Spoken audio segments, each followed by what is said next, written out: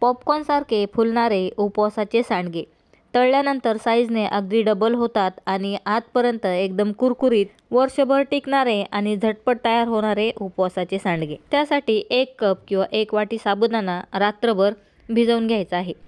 मी ते रात्रभर साबुदाणा भिजवून घेतलेला आहे। साबुदाणा भिजवून चांगला मऊसूत झाला पाहिजे, नंतरच याचे पॉपकॉर्न बनवायचे। सुरुवातीला साबुदाणा धुवून घ्यायचा, नंतर त्यामध्ये पुन्हा साबुदाणा बुडेल इतपत पाणी टाकायचं। 10 मिनिटं पाणी ठेवायचं आणि पाणी काढून टाकायचं। रात्रभर हा साबुदाणा मी भिजवून घेतलेला आहे आणि बघितलं असेल साबुदाणा मस्त मऊसूत असा भिजलेला आहे। साबुदाणा रात्रभर पाण्यामध्ये भिजवून घ्यायचा म्हणजे साबुदाणा चांगला भिजतो। आता एक कच्चा बटाटा सालं काढून किसून घ्यायचा आहे। बटाटा डायरेक्ट पाण्यामध्येच किसून घ्यायचा म्हणजे बटाटा काळा पडत नाही। आणि 3-4 पाण्याने हा बटाट्याचा किस सुद्धा धुवून घ्यायचा आहे। आता इथे 2 उकळून थंड केलेले बटाटे घेतलेले आहेत। मीडियम साईजचे बटाटे आहेत। आता हे बटाटे सुद्धा किसून घ्यायचे। साबुदाणा बटाटा यांचं प्रमाण कमी जास्त केलं तरी चालेल। बऱ्याच जणांच्या इथे ऊन येतं तर काही जणांच्या इथे ऊन येत नाही। भरपूर ऊन येत असेल तरच याच्यामध्ये कच्च्या बटाट्याचा वापर करायचा।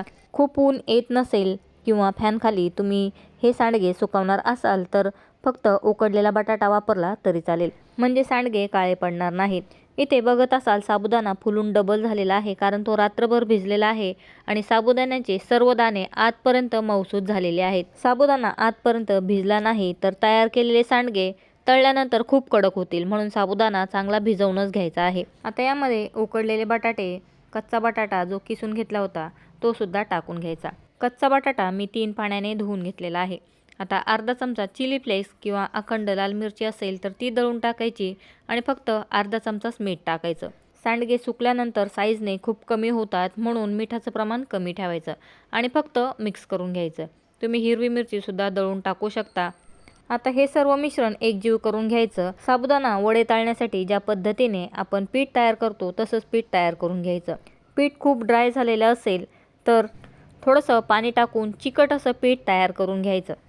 इथे मिश्रण बघून तुमच्या लक्षात आलं असेल पीठ भरपूर असं चिकट तयार झालेलं आहे। एक गोळा घ्यायचा आणि या पद्धतीने छोटासा रोल करून सांडगे तयार करून घ्यायचे आहेत। मी डायरेक्ट ताटामध्ये सांडगे तोडून घेतलेले आहेत आणि बघा सांडगे तोडल्यानंतर त्यामध्ये जो किसलेला बटाटा आहे त्यामुळे हे सांडगे तळल्यानंतर अतिशय छान पॉपकॉर्नसारखे दिसतात।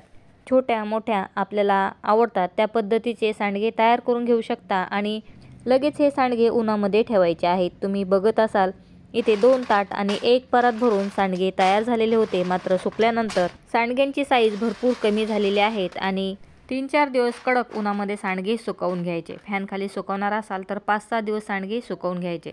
आता चांगल्या गरम तेलामध्ये सांडगे टाकायचे आहेत आणि सांडगे फुलून थोडेसे वरती आले की लगेच गॅसची फ्लेम लो करून आतपर्यंत सांडगे किंवा पॉपकॉर्न तळून घ्यायचे, म्हणजे अतिशय कुरकुरीत असे हे पॉपकॉर्न तयार होतात।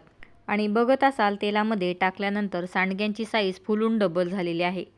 लो फ्लेमवरती अलटपलट करत चांगले खमंग असे सांडगे तळून घ्यायचे किंवा उपवासाचे पॉपकॉर्न तळून घ्यायचे।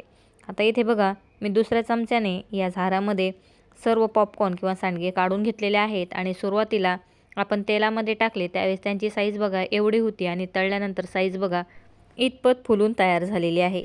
आणि यातील काही सांडगे बघा तेलामध्ये शिल्लक आहेत ते सुद्धा काढून घेतले। याच पद्धतीने बाकीचे सांडगे किंवा पॉपकॉर्न तळून घेतलेले आहेत। पुन्हा गॅसची फ्लेम हाय करून सांडगे तेलामध्ये टाकायचे। फुलून वरती आले की गॅसची फ्लेम लो करून आतपर्यंत सांडगे तळून घ्यायचे।